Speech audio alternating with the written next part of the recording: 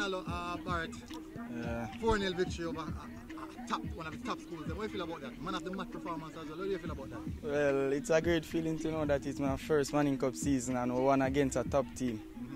How do you think the team performed today? Well, we played well, but there's some certain areas we need to work on more. Like most of our finishing, we got more goals, but we only scored 4. When they went down to red, you got a red card. You think that you guys should have went a bit harder in that circumstance? Yeah, we should have.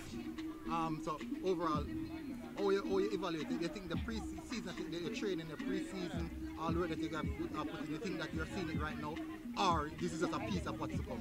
Well, this is just a piece of what to come. We have a lot more to come, man. In regards to you now, what's the expectation for you this season?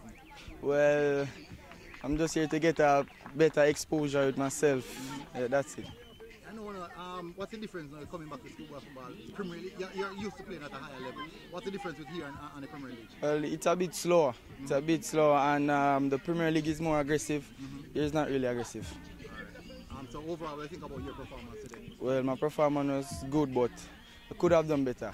All right, Renaldo, big up yourself. I'm just a good game. All right, thanks.